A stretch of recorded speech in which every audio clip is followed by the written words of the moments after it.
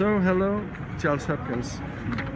The United Nations member states wish and want a sustainable transition and development. Education for Sustainable Development, ESD, is a UN effort and a program for all educators on learning and education for sustainable transition.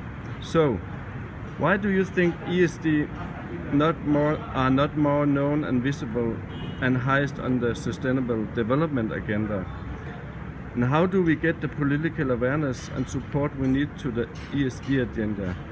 And at last, will you give your best recommendations to our national politicians and our government in Denmark how to adopt and bring ESD to success?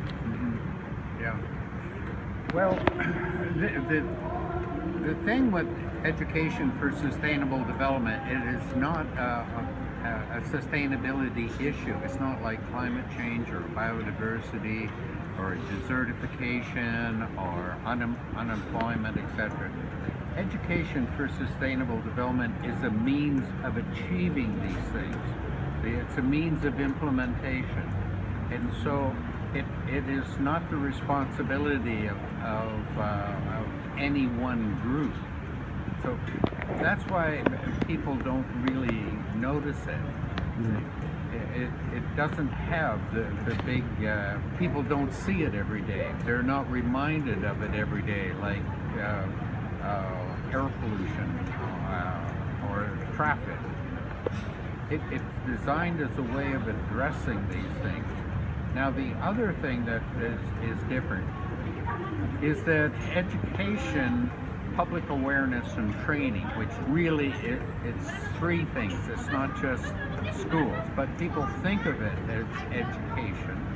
And the whole sustainability issue was largely given to ministries of environment, or it's seen as economy. So ministries of education have not really been involved up until just recently. Now, things are changing. Things are changing because we have the Sustainable Development Goals. Sustainable Development Goals are applicable to all countries. And within there is Goal 4, which is targeted to ministries of education. So that is going to be the big change. All ministries of education will have 7 targets that they need to meet within Goal 4, and there will be accountability. The ministers of education have agreed that there will be a global education monitoring report done every year, and countries will be bringing this forward. Now, education for sustainable development, which really is all of Goal 4, but specifically mentioned in Goal 4.7, will be a target. And now ministries of education are being called on to contribute towards a more sustainable future. Each country will have to figure out how they are going to do it, and so on. So now there's a specific reason for the ministries of education to be involved. Now, in order to move forward, I would suggest that with political parties that they look at not only the Ministry of Education, which has some very high-level targets to meet, but they will understand that all 17 goals will only be achieved if there is public awareness, public understanding, and training programs.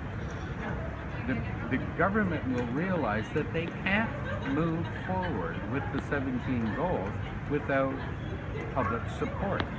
Otherwise, they will be unelected. So now governments have to start looking at how do we engage the public in a knowledgeable way? How do we build the understanding of the complexities that are inherent in sustainable development? Not only a more sustainable Denmark, but a more sustainable Scandinavian region and more sustainable world. Right? So the issues are complex. They're going to have, the government is going to have to figure out how to build partnerships with non-government organizations, with the private sector, with faith-based groups, and so on, to build this kind of knowledgeable public that will willingly change their contributions, so that we get education, for instance, higher education systems realizing that in MBAs we have to include a carbon economy.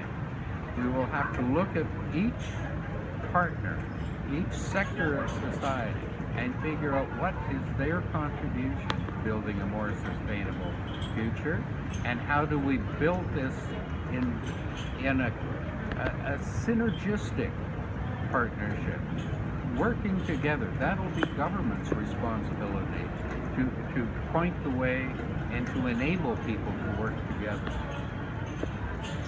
Okay. Thank you a lot to Charles Hopkins, here direct from Yogyakarta in Indonesia at the 10th Global RCE meeting. Right. Thank you. You're welcome. It's been a pleasure.